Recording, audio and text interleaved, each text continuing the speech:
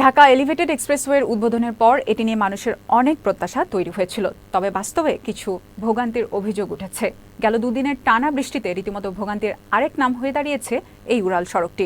শুধু তাই নয়, হটলাইনে ফোন দিয়েও মিলছে না কাঙ্ক্ষিত সেবা। মোস্তাফিজ রোমানের রিপোর্টে থাকছে বিস্তারিত। ঢাকা এলিভেটেড এক্সপ্রেসওয়ে উদ্বোধনের পর মানুষের মধ্যে যেমন আশার সৃষ্টি হয়েছিল, বাস্তবে তা অনেকটাই হতাশার রূপ নিচ্ছে। গেল দুদিন ধরে টানা বৃষ্টিতে এই আধুনিক উড়াল সড়ক রীতিমতো ভোগান্তির প্রতীক হয়ে দাঁড়িয়েছে। টোলাদায়ে ধীরগতি আর পর্যাপ্ত বুথ না থাকায় যানজট তৈরি হচ্ছে।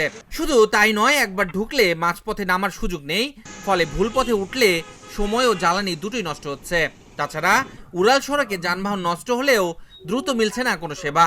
মতিঝিল ৬টা থেকে রওনা করছি, মতিঝিল থেকে এখন বাচ্চা ১১টা। পয়সা আছি ৩-৪ ঘন্টা হয়ে গেছে, এক জায়গার মধ্যে 3-4 ঘন্টা হয়েছে। কি রাখছে আমার মালিক কেউ ফোন দিয়ে গেছে না যে কি তোমরা কি কোথায় আসো, কোথায় যাইবা, খাইছো কিনা। এটি টোলাদার একটি রশিদ। রশিদের নিচে থাকা হটলাইন নাম্বারে ফোন দিলেই সেবা দেওয়ার কথা, কিন্তু আসলে কতটুকু সেবা দিতে পারছে এলিভেটেড এক্সপ্রেসওয়ে? আমরা আছি এলিভেটেড এক্সপ্রেসওয়ের ঠিক উপরের দিকে। এখানে যে কয়েকটি গাড়ি নষ্ট হয়েছে, সেই কয়েকটি গাড়ি কিন্তু এখনো পর্যন্ত বসে রয়েছে। এখানকার যে সাপোর্ট, আপনার হটলাইন যে নাম্বার দেওয়া আছে, সেই হটলাইনে ফোন করেও কিন্তু তেমন কোনো রেসপন্স পাচ্ছে না চালকরা বলছেন বারবার হটলাইনে ফোন দেওয়ার পরেও কাঙ্ক্ষিত সেবা মিলছে না। রীতিমতো বিরক্ত হয়ে অন্য গাড়ি ভাড়া করে সেই গাড়ির পেছনে বেঁধে নষ্ট গাড়িটি টেনে নামাতে হচ্ছে। অলমোস্ট 3 আওয়ার্স ধরে এখানে আটকা, অনেকবার কল দেওয়া হয়েছে, ওরা আসবে বলে আসতেছে। ইন অফ মোমেন্টে এখন বলতেছে তাদের কোনো মিস্ত্রি নাই, বাট তারা হেল্প করতে পারবে অয়েল দিয়ে। এখন আমাদের তো প্রবলেম, গাড়ি অফ হয়ে গিয়েছে। তো সেক্ষেত্রে যদি তারা হেল্প করে, সর্বনিম্ন চার্জ 4,000 টাকা আমাদের এয়ারপোর্ট পর্যন্ত নামাই দিবে। আসবো করে 2 ঘন্টা 3 ঘন্টা বয়ে আসি, আসার কোনো খবর নাই।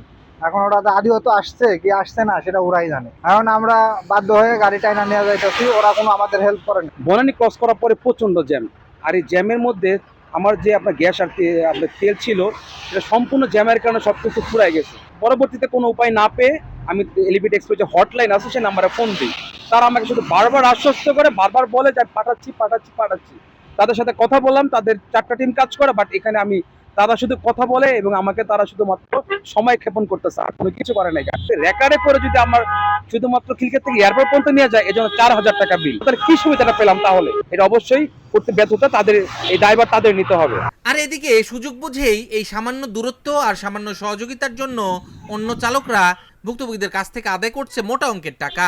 কোথায় নিয়ে যাবেন আপনি? এখানে নিয়ে যেতেছি আপনার 13 নম্বর সেক্টর। কত টাকা ভাড়া? 2,000 টাকা ভাড়া। না, এর আগেও টানছি, সবাই আমি উদ্ধার করি, আরো এক টাকা নিয়েছি যেন রসিদ সিটা রাখছি। আপনি কি তাহলে এইভাবে শুধু চলতে উঠে উদ্ধার করার চেষ্টা করেন? যখন বিপদ হয় না, আমি যাইতেছি টিভি আরেক জায়গায়।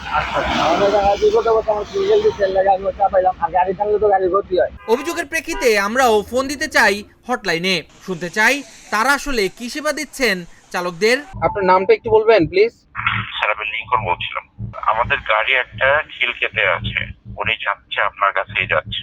আমার কাছে তো আসতেছে ভাই 3 ঘন্টা লাগে না তো খিলক্ষেত থেকে আসতে। জ্যাম তো এখান থেকে তো জ্যাম তো আরো ছিল, এগুলো তো সব ক্লিয়ার হয়ে গেছে। জি স্যার, জ্যাম আমাদের হলো ডিওএইচএস পার হয়ে গেছে। আপনাদের কয়টা গাড়ি এখানে? আপনাদের কয়টা টিম কাজ করে? স্যার, আমাদের 4টা টিম কাজ করে টোটাল? জি স্যার। তো 4টা টিমের মধ্যে একটাও কি আসতে পারতেছে না? এখন স্যার একটা গাড়ি তো আপনাকে পাঠাই দিচ্ছি, এখন মাত্র খোঁজ খবর নিয়ে দেখলাম উনি হলো খিলক্ষেতে আছে। আমাকে বললো যে ওনার কাছেই যাচ্ছি। আমি যে আপনার সাথে কথা বলার আগে আমি ফোন দিয়ে কথা বলছি ওনার সাথে, আমাদের অফিসারের সাথে। স্যার, একটু ওয়েট করেন স্যার, আর একটু কিছুক্ষণ। একটু তো ওয়েট করতেছে না ভাই, 3টা ঘন্টায় যদি সার্ভিস দিতে না পারেন, গাড়ির মধ্যে লোকজন থাকলে তো অসুস্থ হয়ে যাবে, আপনাদের তখন কি করণীয় থাকবে, তাই না? স্যার, জি স্যার। এলিভেটেড এক্সপ্রেসওয়ে একটি আধুনিক প্রকল্প হলেও বাস্তবসম্মত সহায়তা ব্যবস্থা না থাকলে মানুষের ভোগান্তি হওয়াটাই স্বাভাবিক, কারণ এখানে বিকল্প রুট বা দ্রুত সহায়তা পৌঁছানো কঠিন। তাই জরুরি সহায়তা ব্যবস্থাকে সবসময় কার্যকর রাখা নিরাপত্তার জন্য অপরিহার্য বলে মনে করছেন সচেতন মহল। Mostafiz Roman, channel S, Dhaka.